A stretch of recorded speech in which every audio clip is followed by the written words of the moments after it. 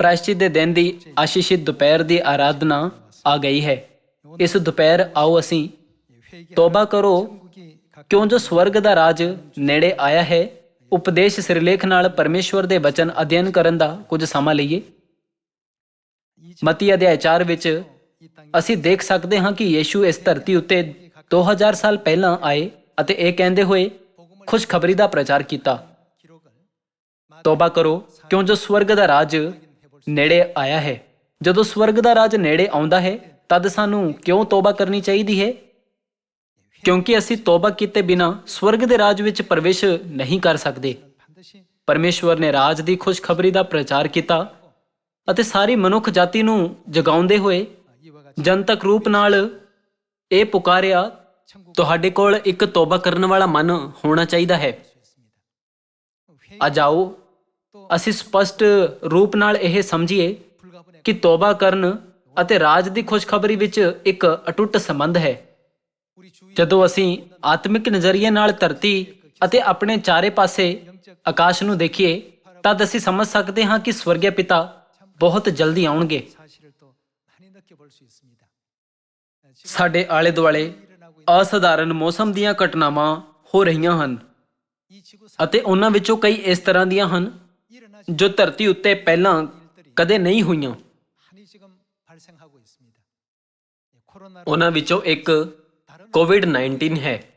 ਹੋਰ ਬਹੁਤ ਸਾਰੀਆਂ ਅਗਿਆਤ ਬਿਮਾਰੀਆਂ ਹਨ, ਬਹੁਤ ਸਾਰੀਆਂ ਅਗਿਆਤ ਬਿਮਾਰੀਆਂ ਜਿਨ੍ਹਾਂ ਨੂੰ ਵਿਦਿਅਕ ਜਗਤ ਵਿੱਚ ਵੀ ਵਰਣਨ ਨਹੀਂ ਕੀਤਾ ਗਿਆ, ਹਰ ਜਗ੍ਹਾ ਪ੍ਰਗਟ ਹੋ ਰਹੀਆਂ ਹਨ। ਇਹਨਾਂ ਵਿੱਚੋਂ ਕੁਝ ਬਿਮਾਰੀਆਂ ਕੋਵਿਡ-19 ਤੋਂ ਸੈਂਕੜੇ ਗੁਣਾ ਜ਼ਿਆਦਾ ਘਾਤਕ ਹਨ।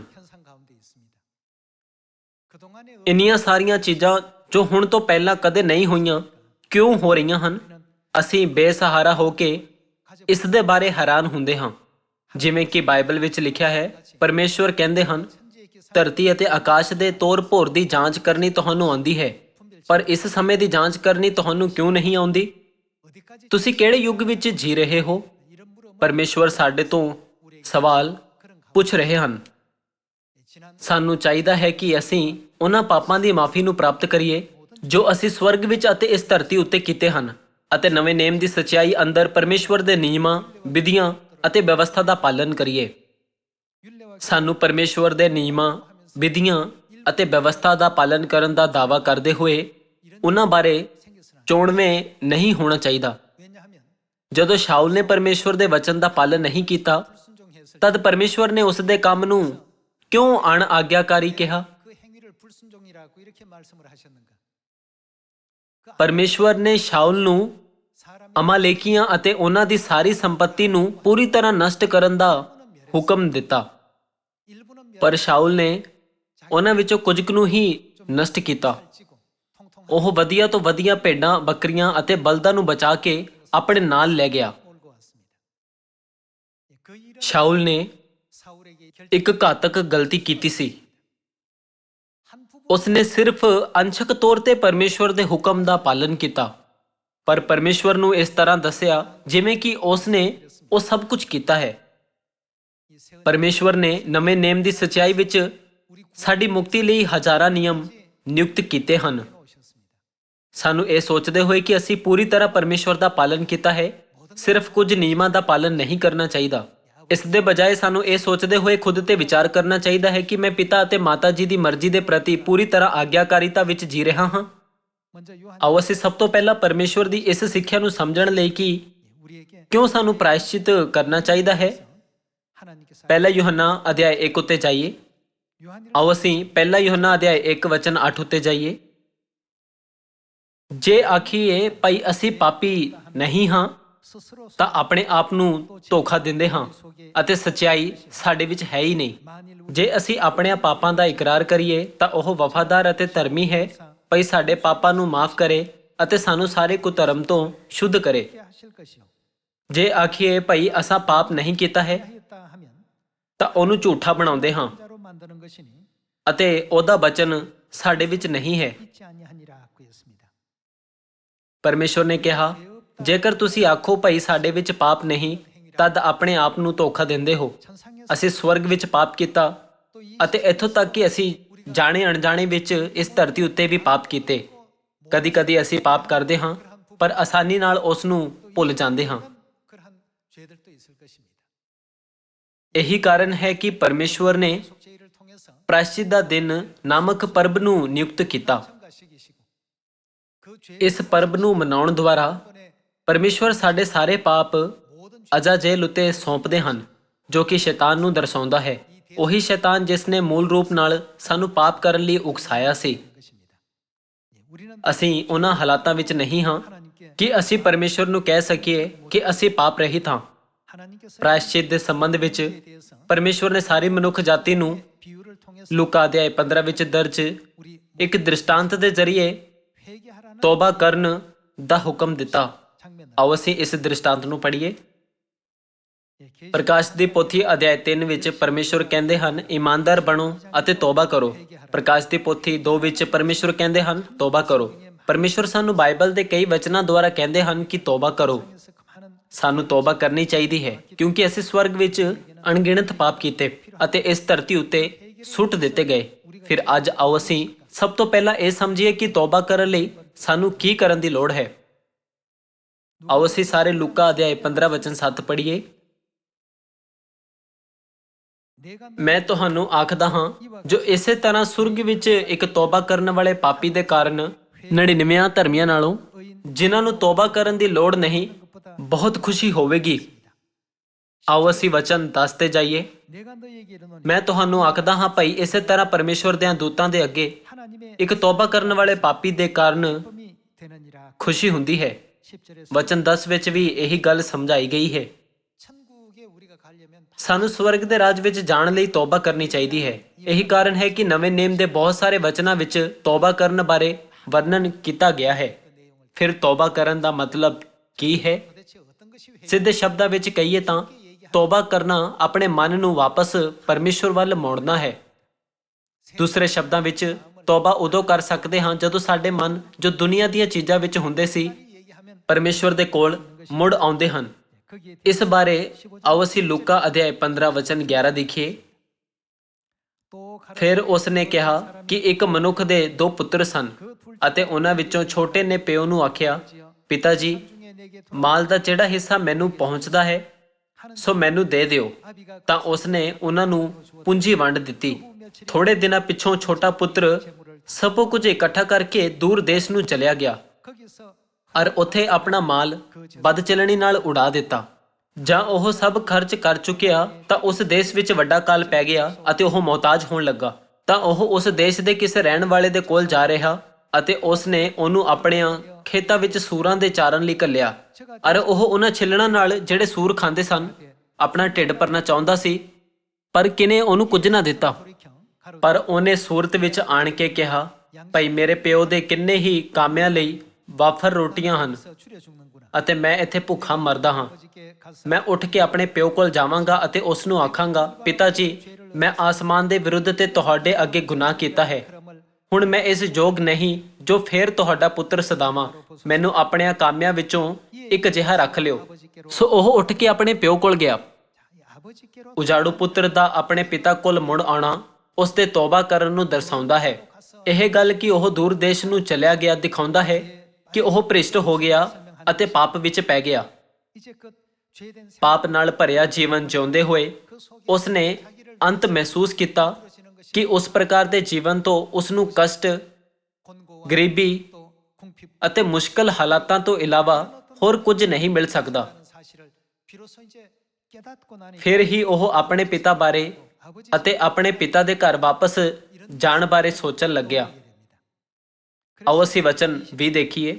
ਸੋ ਉਹ ਉੱਠ ਕੇ ਆਪਣੇ ਪਿਓ ਕੋਲ ਗਿਆ, ਪਰ ਉਹ ਅਜੇ ਦੂਰ ਹੀ ਸੀ ਕਿ ਉਹਦੇ ਪਿਓ ਨੇ ਉਹਨੂੰ ਡਿੱਠਾ ਅਤੇ ਉਸ ਨੂੰ ਤਰਸ ਆਇਆ ਅਰ ਦੌੜ ਕੇ ਗਲੇ ਲਾ ਲਿਆ ਅਤੇ ਉਹਨੂੰ ਚੁੰਮਿਆ।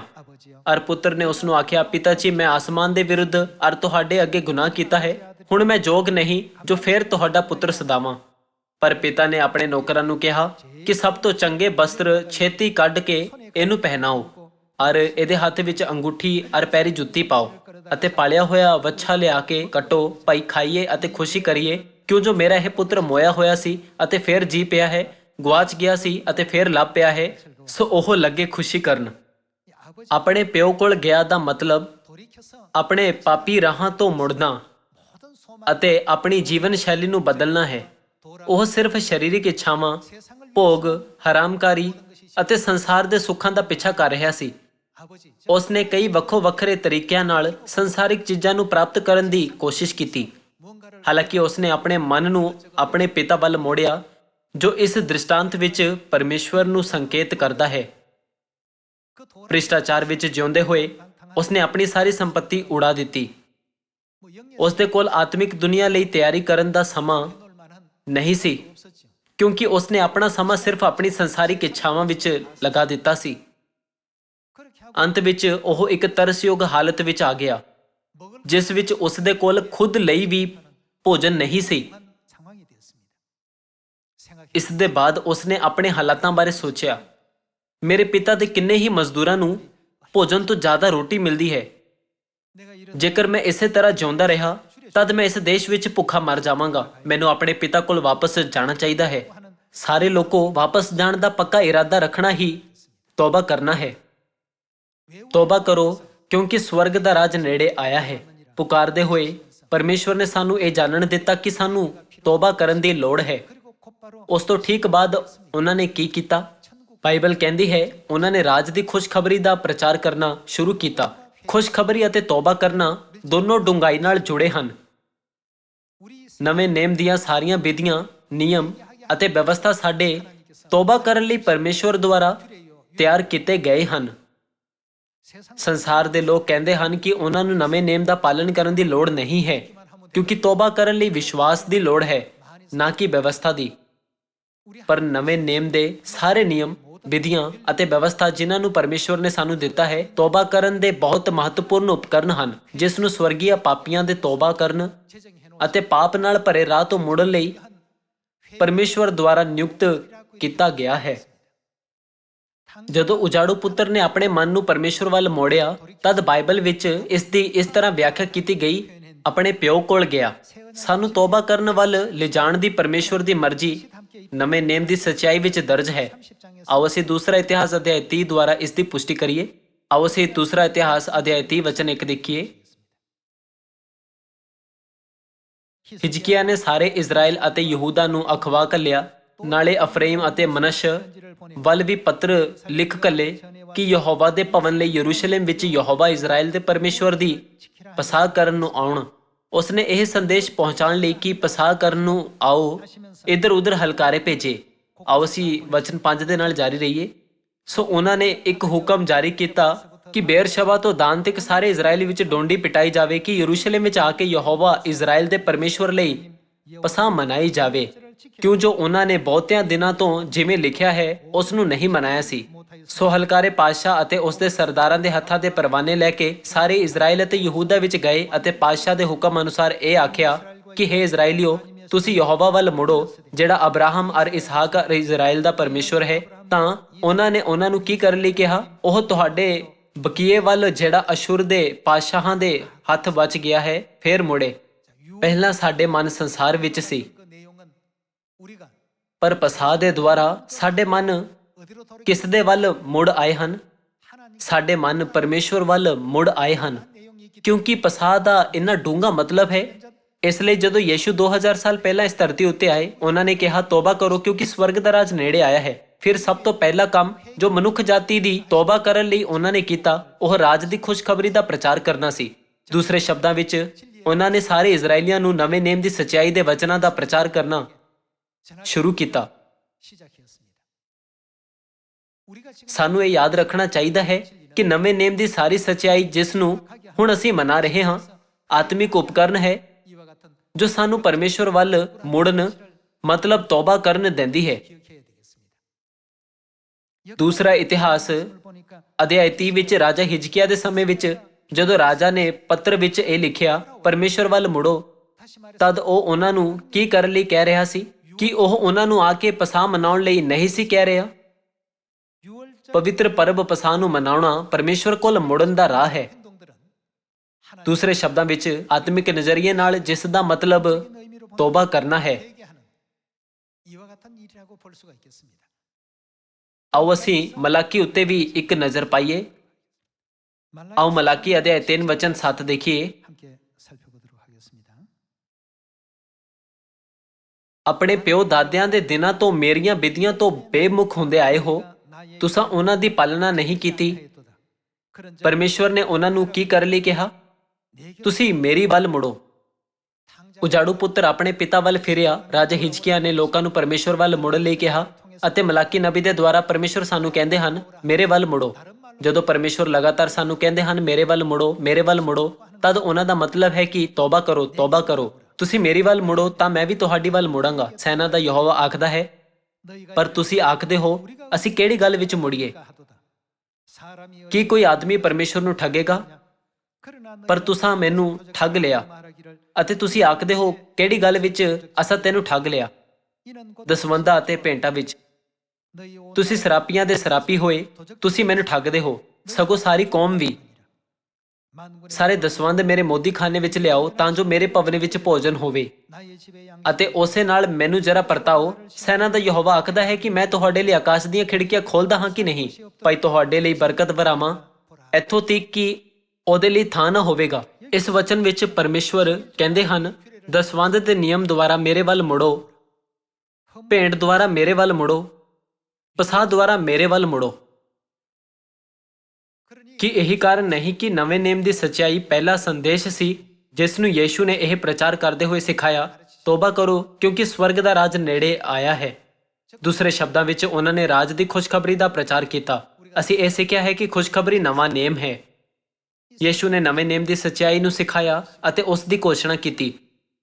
ਜਦੋਂ ਪਰਮੇਸ਼ਵਰ ਇਸ ਧਰਤੀ ਉੱਤੇ ਆਏ ਤਦ ਉਹਨਾਂ ਨੇ ਨਵੇਂ ਨੇਮ ਦੇ ਸਾਰੇ ਨਿਯਮਾਂ, ਵਿਧੀਆਂ ਅਤੇ ਵਿਵਸਥਾ ਨੂੰ ਨਿਯੁਕਤ ਕੀਤਾ ਅਤੇ ਸਾਨੂੰ ਉਹਨਾਂ ਨੂੰ ਮਨਾਉਣ ਦਾ ਹੁਕਮ ਦਿੱਤਾ। ਸਿੱਧੇ ਸ਼ਬਦਾਂ ਵਿੱਚ ਕਹੀਏ ਤਾਂ ਉਹ ਸਾਰੇ ਜੋ ਇਸ ਨੇਮ ਦਾ ਪਾਲਣ ਕਰਦੇ ਹਨ, ਉਹ ਹਨ ਜਿਨ੍ਹਾਂ ਨੇ ਤੋਬਾ ਕੀਤੀ ਹੈ, ਅਤੇ ਉਹ ਸਾਰੇ ਜੋ ਇਸ ਨੂੰ ਨਹੀਂ ਮਨਾਉਂਦੇ, ਉਹ ਹਨ ਜਿਨ੍ਹਾਂ ਨੇ ਤੋਬਾ ਨਹੀਂ ਕੀਤੀ। ਆਓ ਅਸੀਂ ਦੂਸਰਾ ਥਿਸਲੋਨੀਕੀਆਂ ਅਧਿਆਇ 1 ਵਚਨ 7 ਪੜ੍ਹੀਏ। ਅਧਿਆਇ 1 ਵਚਨ 7। ਅਤੇ ਤੁਹਾਨੂੰ ਜਿਹੜੇ ਦੁੱਖ ਪਾਉਂਦੇ ਹੋ ਸਾਡੇ ਨਾਲ ਸੁਖ ਦੇਵੇ, ਉਸ ਸਮੇਂ ਜਾਂ ਪ੍ਰਭੂ ਯੀਸ਼ੂ ਆਪਣੇ ਬਲਵੰਤ ਦੂਤਾਂ ਸਣੇ ਭੜਕਦੀ ਅੱਗ ਵਿੱਚ ਆਕਾਸ਼ੋਂ ਪ੍ਰਗਟ ਹੋਵੇਗਾ। ਅਤੇ ਜਿਹੜੇ ਪਰਮੇਸ਼ਵਰ ਨੂੰ ਨਹੀਂ ਜਾਣਦੇ ਅਤੇ ਸਾਡੇ ਪ੍ਰਭੂ ਯੀਸ਼ੂ ਦੀ ਅੰਜੀਲ ਨੂੰ ਨਹੀਂ ਮੰਨਦੇ, ਉਹਨਾਂ ਨੂੰ ਬਦਲਾ ਦੇਵੇਗਾ। ਉਹ ਕੌਣ ਹਨ ਜੋ ਅੰਜੀਲ ਨੂੰ ਨਹੀਂ ਮੰਨਦੇ? ਜੋ ਇੰਜੀਲ ਨੂੰ ਨਹੀਂ ਮੰਨਦੇ ਉਹ ਲੋਕ ਹਨ ਜਿਨ੍ਹਾਂ ਨੇ ਤੋਬਾ ਨਹੀਂ ਕੀਤੀ। ਉਹ ਅਜਿਹੇ ਲੋਕ ਹਨ ਜਿਹੜੇ ਪਰਮੇਸ਼ਵਰ ਵੱਲ ਨਹੀਂ ਮੁੜੇ। ਪਸਾਹ ਦੇ ਦੁਆਰਾ ਮੇਰੇ ਵੱਲ ਮੁੜੋ, ਸਬਤ ਦੇ ਦੁਆਰਾ ਮੇਰੇ ਵੱਲ ਮੁੜੋ, ਦਸਵੰਧ ਦੇ ਨਿਯਮ ਦੇ ਦੁਆਰਾ ਮੇਰੇ ਵੱਲ ਮੁੜੋ, ਭੇਂਟ ਦੇ ਦੁਆਰਾ ਮੇਰੇ ਵੱਲ ਮੁੜੋ। ਜਦੋਂ ਅਸੀਂ ਪਰਮੇਸ਼ਵਰ ਤੋਂ ਪੁੱਛਿਆ ਅਸੀਂ ਤੁਹਾਡੇ ਵੱਲ ਕਿਵੇਂ ਮੁੜੀਏ, ਕਿਰਪਾ ਕਰਕੇ ਸਾਨੂੰ ਜਾਣਨ ਦਿਓ ਕਿ ਕਿਵੇਂ ਤੋਬਾ ਕਰਨੀ ਹੈ, ਤਦ ਪਰਮੇਸ਼ਵਰ ਨੇ ਜਵਾਬ ਦਿੱਤਾ, ਭੇਂਟਾਂ ਅਤੇ ਦਸਵੰਧਾਂ ਦੇ ਨਿਯਮ ਦੇ ਦੁਆਰਾ ਮੇਰੇ ਵੱਲ ਮੁੜੋ, ਪਸਾਹ ਦੇ ਪਰਬ ਦੇ ਦੁਆਰਾ ਮੇਰੇ ਵੱਲ ਮੁੜੋ। ਪਰਮੇਸ਼ਵਰ ਨੇ ਸਾਨੂੰ ਇਹ ਜਾਣਨ ਦਿੱਤਾ ਕਿ ਖੁਸ਼ਖਬਰੀ ਦੇ ਦੁਆਰਾ ਉਹਨਾਂ ਵੱਲ ਕਿਵੇਂ ਮੁੜਨਾ ਹੈ। ਲੋਕ ਜੋ ਖੁਸ਼ਖਬਰੀ ਨੂੰ ਨਹੀਂ ਮੰਨਦੇ ਕਿਉਂ ਦੰਡ ਪਾਉਣਗੇ? ਏਦਾਂ ਇਸ ਲਈ ਕਿਉਂਕਿ ਉਹਨਾਂ ਨੇ ਤੋਬਾ ਨਹੀਂ ਕੀਤੀ। ਆਤਮਿਕ ਨਜ਼ਰੀਏ ਨਾਲ ਲੋਕ ਜੋ ਤੋਬਾ ਨਹੀਂ ਕਰਦੇ ਖੁਸ਼ਖਬਰੀ ਦਾ ਕਦੀ ਪਾਲਨ ਨਹੀਂ ਕਰ ਸਕਦੇ। ਉਹ ਪਿਤਾ ਅਤੇ ਮਾਤਾ ਜੀ ਦੀ ਆਵਾਜ਼ ਸੁਣਨ ਵਿੱਚ ਅਸਫਲ ਰਹਿੰਦੇ ਹਨ। ਇਸ ਦਾ ਮਤਲਬ ਉਹ ਉਹਨਾਂ ਦੇ ਵਚਨਾਂ ਦੀ ਅਣਆਗਿਆਕਾਰੀ ਕਰਦੇ ਹਨ। ਪ੍ਰਕਾਸ਼ ਦੀ ਪੋਥੀ ਦੇ ਦੁਆਰਾ ਪਰਮੇਸ਼ਵਰ ਇਮਾਨਦਾਰ ਹੋਣ ਅਤੇ ਤੋਬਾ ਕਰਨ ਦੀ ਸਿੱਖਿਆ ਦਿੰਦੇ ਹਨ। ਅਤੇ ਮਤੀ 4 ਵਿੱਚ ਵੀ ਪਰਮੇਸ਼ਵਰ ਸਾਨੂੰ ਕਹਿੰਦੇ ਹਨ, ਤੋਬਾ ਕਰੋ ਕਿਉਂਕਿ ਸਵਰਗ ਦਾ ਰਾਜ ਨੇੜੇ ਆਇਆ ਹੈ।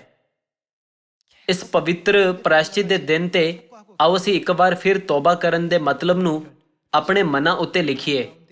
ਪਰਮੇਸ਼ਵਰ ਕਹਿੰਦੇ ਹਨ ਕਿ ਤੋਬਾ ਕਰਨ ਤੋਂ ਬਿਨਾਂ ਮੁਕਤੀ ਨਹੀਂ ਦਿੱਤੀ ਜਾ ਸਕਦੀ। ਪਰਮੇਸ਼ਵਰ ਜੋ ਸਾਡੇ ਤੋਂ ਚਾਹੁੰਦੇ ਹਨ ਉਹ ਤੋਬਾ ਕਰਨਾ ਹੈ। ਇਸ ਲਈ ਆਓ ਅਸੀਂ ਨਵੇਂ ਨੇਮ ਦੀ ਸੱਚਾਈ ਦੀਆਂ ਸਾਰੀਆਂ ਸਿੱਖਿਆਵਾਂ ਦਾ ਪਾਲਨ ਕਰੀਏ। ਪਰਮੇਸ਼ਵਰ ਦੇ ਵਚਨ ਦਾ ਪਾਲਨ ਕਰਨਾ ਵੀ ਸੱਚਾਈ ਵਿੱਚ ਪਰਮੇਸ਼ਵਰ ਦੇ ਹੁਕਮਾਂ ਵਿੱਚੋਂ ਇੱਕ ਹੈ। ਪਰ ਅਸੀਂ ਇਸ ਤਰ੍ਹਾਂ ਸੋਚ ਸਕਦੇ ਹਾਂ ਕਿ ਅਸੀਂ ਪਰਮੇਸ਼ਵਰ ਦੇ ਸਾਰੇ ਹੁਕਮਾਂ ਦਾ ਪਾਲਨ ਕਰ ਰਹੇ ਹਾਂ, ਹਾਲਾਂਕਿ ਅਸੀਂ ਅਸਲ ਵਿੱਚ ਉਹ ਨਹੀਂ ਕਰਦੇ। ਇਸ ਲਈ ਮੈਂ ਤੁਹਾਨੂੰ ਪਹਿਲਾਂ ਰਾਜਾ ਸ਼ਾਉਲ ਬਾਰੇ ਦੱਸਿਆ ਸੀ। ਸ਼ਾਉਲ ਨੇ ਅਜਿਹਾ ਵਿਚਾਰ ਕੀਤਾ ਕਿ ਉਸਨੇ ਸਾਰੇ ਅਮਾਲਿਕਿਆਂ ਨੂੰ ਅਤੇ ਜੋ ਕੁਝ ਉਹਨਾਂ ਦਾ ਹੈ ਉਸ ਨੂੰ ਨਸ਼ਟ ਕਰਨ ਦੇ ਪਰਮੇਸ਼ਵਰ ਦੇ ਹੁਕਮ ਦਾ ਪਾਲਨ ਕੀਤਾ ਹੈ, ਪਰ ਉਸਨੇ ਸਭ ਕੁਝ ਪੂਰੀ ਤਰ੍ਹਾਂ ਨਸ਼ਟ ਨਹੀਂ ਕੀਤਾ। ਪਰਮੇਸ਼ਵਰ ਨੇ ਸ਼ਾਉਲ ਨੂੰ ਅਜਿਹੇ ਵਿਅਕਤੀ ਦੇ ਰੂਪ ਵਿੱਚ ਜਾਣਿਆ ਜਿਸ ਨੇ ਪਰਮੇਸ਼ਵਰ ਦੀ ਅਣਆਗਿਆਕਾਰੀ ਕੀਤੀ, ਜਿਸ ਦੇ ਕਰਕੇ ਪਰਮੇਸ਼ਵਰ ਦੀ ਆਤਮਾ ਨੇ ਉਸ ਨੂੰ ਛੱਡ ਦਿੱਤਾ। 떠나버렸던 그런 역사가 있지 않습니까? ਇਹ ਸੱਚਾਈ ਹੈ ਕਿ ਅਸੀਂ ਸਬਤ ਦਾ ਦਿਨ ਅਤੇ ਪਸਾਹ ਦਾ ਪਰਬ ਮਨਾਉਂਦੇ ਹਾਂ, ਪਰ ਇਸ ਦਾ ਮਤਲਬ ਇਹ ਨਹੀਂ ਹੈ ਕਿ ਅਸੀਂ ਪਰਮੇਸ਼ਵਰ ਦੇ ਸਾਰੇ ਹੁਕਮਾਂ ਦਾ ਪਾਲਨ ਕਰਦੇ ਹਾਂ।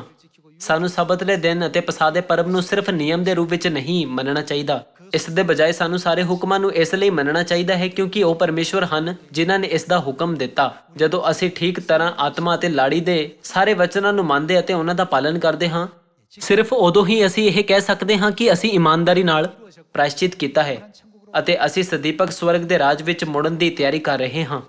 ਕਿ ਇਸ ਲਈ ਸਾਨੂੰ ਆਮੀਨ ਕਹਿੰਦੇ ਹੋਏ ਪਿਤਾ ਅਤੇ ਮਾਤਾ ਜੀ ਦਾ ਜਿੱਥੇ ਕਿਤੇ ਉਹ ਸਾਡੀ ਅਗਵਾਈ ਕਰਨ ਪਾਲਨ ਨਹੀਂ ਕਰਨਾ ਚਾਹੀਦਾ ਅਤੇ ਉਹਨਾਂ ਦੀਆਂ ਸਾਰੀਆਂ ਸਿੱਖਿਆਵਾਂ ਨੂੰ ਨਹੀਂ ਮੰਨਣਾ ਚਾਹੀਦਾ। ਸਾਰੇ ਲੋਕੋ ਸਾਡੇ ਪਿਤਾ ਕੌਣ ਹਨ ਅਤੇ ਸਾਡੀ ਮਾਤਾ ਕੌਣ ਹੈ? ਅਸੀਂ ਕਿਸ ਦੇ ਵਿਰੁੱਧ ਪਾਪ ਕੀਤਾ ਸੀ ਕਿ ਸਾਨੂੰ ਇਸ ਧਰਤੀ ਉੱਤੇ ਕੱਢ ਦਿੱਤਾ ਗਿਆ?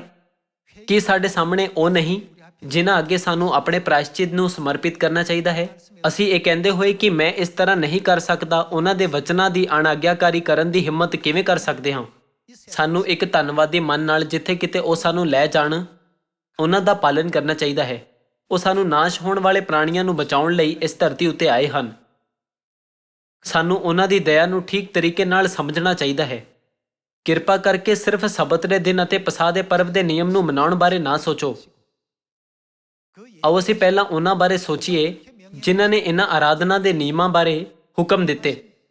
ਜਦੋਂ ਅਸੀਂ ਪਰਮੇਸ਼ਵਰ ਦੀ ਆਵਾਜ਼ ਦਾ ਪਾਲਨ ਕਰਦੇ ਹੋਏ ਸਬਤ ਦਾ ਦਿਨ ਅਤੇ ਪਸਾਹ ਦਾ ਪਰਬ ਮਨਾਉਂਦੇ ਹਾਂ, ਤਦ ਅਸੀਂ ਕਹਿ ਸਕਦੇ ਹਾਂ ਕਿ ਅਸੀਂ ਸੰਪੂਰਨ ਰੂਪ ਨਾਲ ਤੋਬਾ ਕੀਤੀ ਹੈ।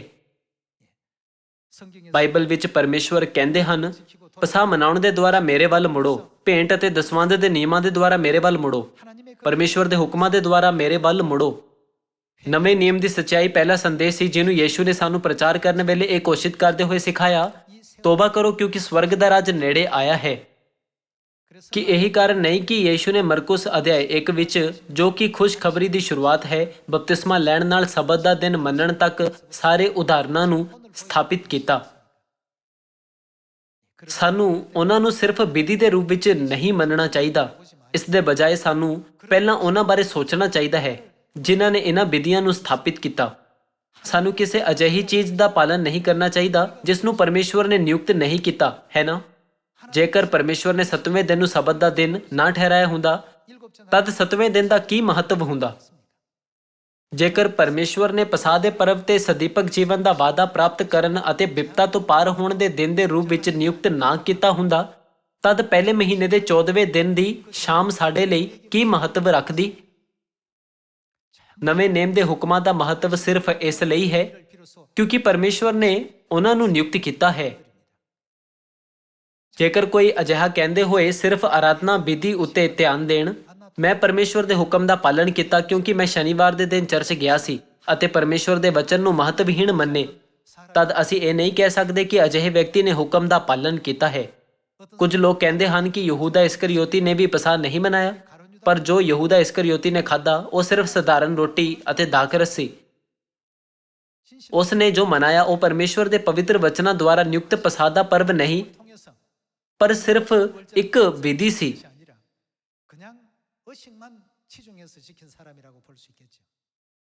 ਸਾਨੂੰ ਕਦੀ ਵੀ ਉਸ ਤਰ੍ਹਾਂ ਦਾ ਵਿਅਕਤੀ ਨਹੀਂ ਬਣਨਾ ਚਾਹੀਦਾ। ਪਸਾਹ ਦੇ ਪਰਬ ਦਾ ਇੱਕ ਮਹੱਤਵਪੂਰਨ ਮਤਲਬ ਹੈ ਕਿਉਂਕਿ ਇਹ ਪਿਤਾ ਅਤੇ ਮਾਤਾ ਜੀ ਦਾ ਵਚਨ ਹੈ। ਸਬਤ ਦੇ ਦਿਨ ਦਾ ਵੀ ਇੱਕ ਮਹੱਤਵਪੂਰਨ ਮਤਲਬ ਹੈ ਕਿਉਂਕਿ ਇਹ ਪਿਤਾ ਅਤੇ ਮਾਤਾ ਜੀ ਦਾ ਹੁਕਮ ਹੈ। ਅਸੀਂ ਸਵਰਗੀ ਪਾਪੀ ਹਾਂ ਜਿਨ੍ਹਾਂ ਨੇ ਸਵਰਗ ਵਿੱਚ ਪਾਪ ਕੀਤਾ ਅਤੇ ਇਸ ਧਰਤੀ ਉੱਤੇ ਆਏ। ਪਰਮੇਸ਼ਵਰ ਜਿਨ੍ਹਾਂ ਦੇ ਸਾਹਮਣੇ ਅਸੀਂ ਆਪਣੇ ਪਾਪਾਂ ਤੋਂ ਤੋਬਾ ਕਰਨੀ ਹੈ, ਉਹ ਸਰੀਰ ਧਾਰਨ ਕਰਕੇ ਸਾਡੇ ਠੀਕ ਸਾਹਮਣੇ ਹਨ। ਜੇਕਰ ਅਸੀਂ ਸਬਤ ਦੇ ਦਿਨ ਅਤੇ ਹੋਰ ਸਾਰੇ ਹੁਕਮਾਂ ਬਾਰੇ ਜ਼ਿਆਦਾ ਸੋਚੀਏ, ਪਰ ਉਹਨਾਂ ਬਾਰੇ ਜਿਨ੍ਹਾਂ ਨੇ ਸਾਨੂੰ ਇਹ ਮਨਾਉਣ ਦਾ ਹੁਕਮ ਦਿੱਤਾ ਅਤੇ ਉਹਨਾਂ ਦੇ ਵਚਨਾਂ ਬਾਰੇ ਨਾ ਸੋਚੀਏ, ਫਿਰ ਇਹ ਸਬਤ ਦੇ ਦਿਨ ਅਤੇ ਪਸਾਹ ਦੇ ਪਰਬ ਨੂੰ ਤੁੱਛ ਸਮਝਣ ਤੋਂ ਅਲੱਗ ਨਹੀਂ ਹੈ। ਸਾਰੇ ਲੋਕੋ, ਸਬਤ ਦਾ ਦਿਨ, ਪਸਾਹ ਦਾ ਪਰਬ ਅਤੇ ਨਵੇਂ ਨੇਮ ਦਾ ਮੂਲ ਕੌਣ ਹੈ? ਕੀ ਇਹ ਸਭ ਪਰਮੇਸ਼ਵਰ ਤੋਂ ਨਹੀਂ ਆਏ?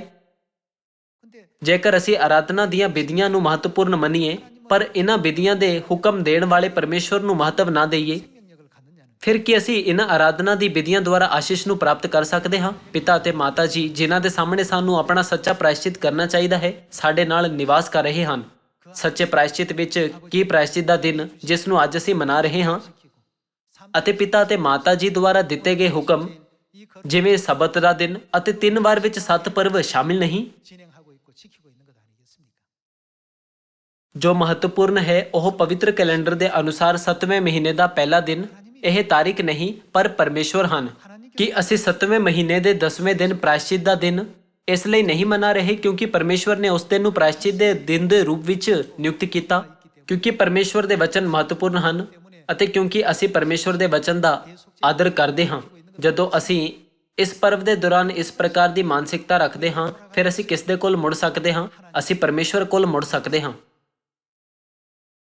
ਇਸੇ ਕਰਕੇ ਜਦੋਂ ਯੀਸ਼ੂ ਨੇ ਬਾਈਬਲ ਦੀਆਂ 66 ਕਿਤਾਬਾਂ ਦੀ ਸੱਚਾਈ ਦੀਆਂ ਸਿੱਖਿਆਵਾਂ ਨੂੰ ਸਾਰੰਸ਼ ਕੀਤਾ, 정리하시면서 ਤਦ ਕਿ ਉਹਨਾਂ ਨੇ ਬਹੁਤ ਸਾਰੇ ਲੋਕਾਂ ਨੂੰ ਰਾਜ ਦੀ ਖੁਸ਼ਖਬਰੀ ਨੂੰ ਸਿਖਾਉਂਦੇ ਹੋਏ ਇਹ ਨਹੀਂ ਕਿਹਾ, ਤੋਬਾ ਕਰੋ ਕਿਉਂਕਿ ਸਵਰਗ ਦਾ ਰਾਜ ਨੇੜੇ ਆਇਆ ਹੈ। ਉਹਨਾਂ ਨੇ ਸਾਡੀ ਪ੍ਰਾਇਸ਼ਚਿਤ ਵੱਲ ਅਗਵਾਈ ਕਰਨ ਲਈ ਇਹ ਕੀਤਾ। ਸਾਨੂੰ ਸਿਰਫ ਇਹ ਨਹੀਂ ਸੋਚਣਾ ਚਾਹੀਦਾ ਮੈਂ ਸ਼ਨੀਵਾਰ ਦੇ ਦਿਨ ਸਬਤ ਅਤੇ ਪਸਾਹ ਦਾ ਪਰਵ ਮਨਾਉਂਦਾ ਹਾਂ ਕਿਉਂਕਿ ਇਹ ਬਾਈਬਲ ਦੀ ਸੱਚਾਈ ਹੈ। ਸਾਨੂੰ ਇਹ ਸਮਝਣਾ ਚਾਹੀਦਾ ਹੈ ਕਿ ਇਹ ਸਾਰੇ ਹੁਕਮ ਕਿਉਂ ਸੱਚਾਈ ਹੈ।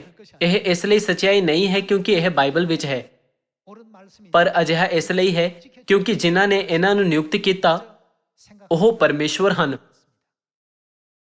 ਜੇਕਰ ਅਸੀਂ ਬਾਈਬਲ ਵਿੱਚ ਲਿਖੇ ਵਚਨਾਂ ਤੇ ਜ਼ੋਰ ਦਈਏ ਪਰ ਸਰੀਰ ਵਿੱਚ ਆਏ ਪਰਮੇਸ਼ਵਰ ਦੇ ਵਚਨਾਂ ਨੂੰ ਘੱਟ ਮਹੱਤਵ ਦਈਏ, ਫਿਰ ਕੀ ਅਸੀਂ ਉਹ ਨਹੀਂ ਜਿਨ੍ਹਾਂ ਨੂੰ ਠੋਸ ਭੋਜਨ ਨਹੀਂ ਪਰ ਦੁੱਧ ਚਾਹੀਦਾ ਹੈ? 볼 수가 없는 것 아니겠습니까? 이번 대수 ਇਸ ਸਾਲ ਪ੍ਰਾਇਸ਼ਚਿਤ ਦੇ ਦਿਨ ਦੇ ਦੁਆਰਾ ਆਓ ਅਸੀਂ ਸਪਸ਼ਟ ਰੂਪ ਨਾਲ ਸਮਝੀਏ ਕਿ ਯੀਸ਼ੂ ਨੇ ਕਿਉਂ ਇਸ ਤਰ੍ਹਾਂ ਕਹਿੰਦੇ ਹੋਏ ਸਾਰੇ ਲੋਕਾਂ ਨੂੰ ਰਾਜ ਦੀ ਖੁਸ਼ਖਬਰੀ ਦਾ ਪ੍ਰਚਾਰ ਕੀਤਾ 지시고 ਕਿ ਤੋਬਾ ਕਰੋ ਕਿਉਂਕਿ ਸਵਰਗ ਦਾ ਰਾਜ ਨੇੜੇ ਆਇਆ ਹੈ। 이해해서 ਅਜਿਹਾ ਕਰਦੇ ਹੋਏ ਆਓ ਅਸੀਂ ਸਵਰਗੀ ਸੰਤਾਨ ਬਣੀਏ ਜਿਨ੍ਹਾਂ ਨੇ ਸੱਚਾ ਪ੍ਰਾਇਸ਼ਚਿਤ ਕੀਤਾ ਹੈ ਅਤੇ ਪਿਤਾ ਅਤੇ ਮਾਤਾ ਜੀ ਦਾ ਜਿੱਥੇ ਕਿਤੇ ਉਹ ਸਾਨੂੰ ਲੈ ਜਾਣ ਅੰਤ ਤੱਕ ਪਾਲਨ ਕਰੀਏ। ਆਓ ਅਸੀਂ ਤੋਬਾ ਕਰਨ ਦੇ ਉਹਨਾਂ ਦੇ ਹੁਕਮ ਦਾ ਨਾਲ ਹੀ ਨਵੇਂ ਨੇਮ ਦੇ ਨਿਯਮਾਂ ਵਿਧੀਆਂ ਅਤੇ ਵਿਵਸਥਾ ਜਿਸ ਨੂੰ ਉਹਨਾਂ ਨੇ ਸਾਨੂੰ ਦਿੱਤਾ ਇਹਨਾਂ ਹੁਕਮਾਂ ਦਾ ਸੰਪੂਰਨ ਰੂਪ ਨਾਲ ਪਾਲਨ ਕਰੀਏ। ਜੋ ਲੋਕ ਖੁਸ਼ਖਬਰੀ ਦਾ ਪਾਲਨ ਨਹੀਂ ਕਰਦੇ ਉਹ ਹਨ ਜਿਨ੍ਹਾਂ ਨੇ ਪ੍ਰਾਇਸ਼ਚਿਤ ਨਹੀਂ ਕੀਤਾ ਹੈ। ਇਸ ਲਈ ਬਾਈਬਲ ਕਹਿੰਦੀ ਹੈ ਕਿ ਪਰਮੇਸ਼ਵਰ ਉਹਨਾਂ ਸਾਰਿਆਂ ਨੂੰ ਨਸ਼ਟ ਕਰ ਦੇਣਗੇ। ਮੈਂ ਆਸ ਕਰਦਾ ਹਾਂ ਕਿ ਇਸ ਸਾਲ ਦੇ ਪ੍ਰਾਇਸ਼ਚਿਤ ਦੇ ਦਿਨ ਦੇ ਦੁਆਰਾ ਅਸੀਂ ਤੋਬਾ ਕਰਾਂਗੇ ਅਤੇ ਪ੍ਰਾਇਸ਼ਚਿਤ ਵਾਲੇ ਮਨ ਨਾਲ ਆਪਣੇ ਪਾਪਾਂ ਦਾ ਇਕਰਾਰ ਕਰਾਂਗੇ। ਭਰਾਵਾਂ ਅਤੇ ਭੈਣਾਂ ਵਿਚਕਾਰ ਸਾਡੇ ਸੰਬੰਧ ਵਿੱਚ ਜੋ ਵੀ ਕਮੀ ਹੈ ਉਸ ਦੇ ਲਈ ਇਮਾਨਦਾਰੀ ਨਾਲ ਪ੍ਰਾਇਸ਼ਚਿਤ ਕਰਦੇ ਹੋਏ ਅਸੀਂ ਸੰਪੂਰਨ ਰੂਪ ਨਾਲ ਤੋਬਾ ਕਰਨ ਅਤੇ ਪਰਮੇਸ਼ਵਰ ਨੂੰ ਖੁਸ਼ ਕਰਨ ਵਿੱਚ ਸਮਰਥੀ ਹੋਵਾਂਗੇ। ਇਸ ਨਾਲ ਮੈਂ ਅੱਜ ਦਾ ਉਪਦੇਸ਼ ਸਮਾਪਤ ਕਰਨਾ ਚਾਹੁੰਦਾ ਹਾਂ। ਤੁਹਾਡਾ ਬਹੁਤ ਬਹੁਤ ਧੰਨਵਾਦ।